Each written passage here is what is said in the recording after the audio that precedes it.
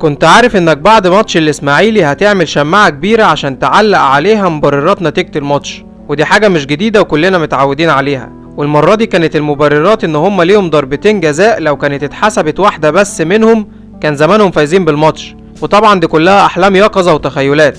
يا ابني ما احنا جالنا ضربتين جزاء في ماتش الاتحاد والاتنين ضاعوا، وما قعدناش نعمل اللي انتوا بتعملوه ده. بس الفرق بيننا في ماتش الاتحاد وبينكم في ماتش الاسماعيلي ان احنا عملنا كل حاجة وما كانش معانا التوفيق، وانتوا ما عملتوش اي حاجة اللهم الا هجمتين، والاسماعيلي ماسك كورة وضاغط طول الماتش. فطبيعي ان مش كل مرة هتلعبوا وحش ويكون معاكوا التوفيق. بس المضحك في الموضوع ان قرارات التحكيم اللي كانت عاجباكوا في ماتش طنطا وكنتوا سكم بكم خالص وعملتوا نفسكوا شاهد ما شافش حاجة، فيشاء القدر ان في الماتش اللي بعديه على طول وبنفس الطريقة قرارات التحكيم تيجي عليكوا وتزعلكوا. يلا، هو الحرام ما بيدومش. الاهلي بيكمل سلسلة نتائجه الايجابية في ماتشاته مع طلائع الجيش ويفوز بالتلاتة عن طريق مؤمن زكريا وعبد الله السعيد وجونيور اجاي، وناخد 3 نقط جديدة في مشوار الدوري، واهم حاجة نتصدر الجدول من بدري. دخل الاهلي ماتش الجيش بخطة اللعب المعتادة وهي 4-2-3-1. في حراسة المرمى اوليفر اكرامي، 4 في خط الدفاع، في القلب احمد حجازي وسعد سمير، على يمينهم المقاتل احمد فتحي، وعلى شمالهم مكنة العرضيات علي معلول. 2 في وسط الملعب، المسمار حسام عاشور والمايسترو عمرو السولية. قدامهم 3 في القلب المدفعجي عبد الله السعيد، على يمينه الحاوي وليد سليمان، وعلى شماله الحراق مؤمن زكريا، تحت مهاجم وحيد هو جونيور اجاي. مبدئيا كده لازم نكون عارفين ليه الاهلي في ماتش الجيش ظهر بالاداء والشكل ده، والاجابة على السؤال ده ليها جزئين. الجزء الاول خاص بينا احنا، وهو ان الاهلي نزل الماتش وكل لاعب في مركزه اللي بيحب ويعرف يلعب فيه، فكان كل لاعب واقف على عدلته في الملعب واخد راحته، فقدر يقدم احسن ما عنده، وكمان كان في حرية في تحركات اللعيبة جوه الملعب. اما الجزء التاني خاص بطلائع الجيش، وهو انهم وعلى عكس باقي الفرق اللي قابلها الاهلي حاول يلعب بطريقة متوازنة بين الدفاع والهجوم ويضغط على الاهلي من قدام، وعشان كده كان في مساحات في نص ملعبهم وخصوصا في التلت الاخير، وكان في ثغرات كبيرة في دفاعهم، وكنا قريبين جدا من ان احنا نعاقبهم على طريقة اللعب دي، وجات لنا اكتر من فرصة محققة وكنا نقدر نسجل اكتر من جول في بداية الماتش، بس لو كان عندنا شوية تركيز. الاهلي دايما بيحب ياخد الاستحواذ عشان يقدر يفرض اسلوبه وسيطرته وينفذ طريقته في الماتش، بس اهم حاجة ازاي توظف الاستحواذ ده لصالحك.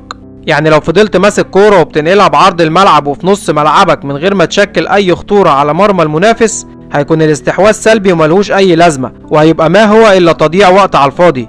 ميزة الاهلي في ماتش الجيش انه نفذ الاستحواذ بافضل طريقة ممكن يتعمل بيها، وكان طول الماتش لعيبة الاهلي بتباصي بطول الملعب وبينقلوا الهجمة من الدفاع للهجوم بسرعة وبأقل عدد من التمريرات قبل ما يرجع لعيبة الجيش ويلحقوا ينظموا دفاعهم. ماتش الاهلي والجيش كان سريع جدا من بدايته، واكبر غلطة عملها احمد سامي مدرب الجيش ولاعيبته انهم جاروا الاهلي في تسريع رتم الماتش، لان ولا لياقتهم ولا قدراتهم الفردية والجماعية هتساعدهم انهم يكملوا ال90 دقيقة قدام الاهلي بالرتم السريع ده.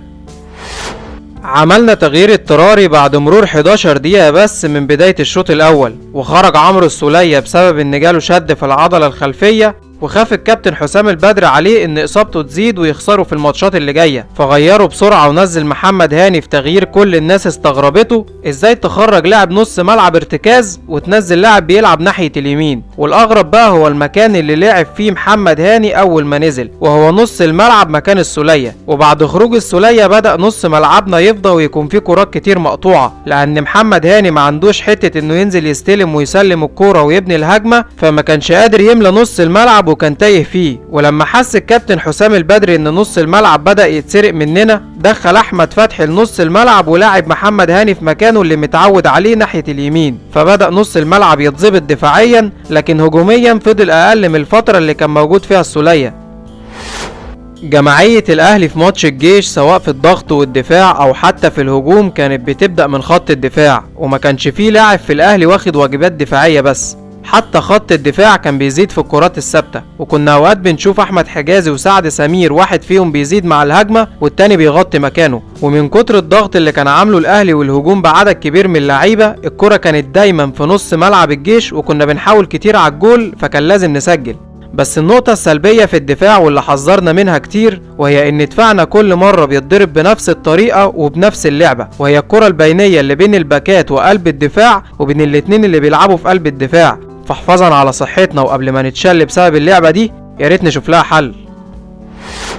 نقاط من ماتش الجيش. شكرا لشريف اكرامي اللي صد ضربة جزاء، لو كانت جت جول كانت هتغير في الماتش 360 درجة، وكان هيبقى بين فريقين، واحد بيهاجم بكل خطوطه والتاني بيدافع بكل خطوطه. من الجميل انك تراهن على لاعب، والاجمل ان اللاعب اللي انت بتراهن عليه يكافئك ويسجل ويغير لك في نتيجة الماتش، وهو ده اللي عمله كابتن حسام البدري مع مؤمن زكريا. فضل صابر عليه وبيدعمه رغم انتقادات الناس كلها لمؤمن، وكان مصر ان مؤمن يشارك في كل ماتش حتى ولو بديل. ومؤمن من اكتر اللعيبه اللي بتتحرك من غير كرة في الملعب، ودايما بيكون موجود في المكان والوقت المناسب، بس ناقصه انه ينهي صح على الجول.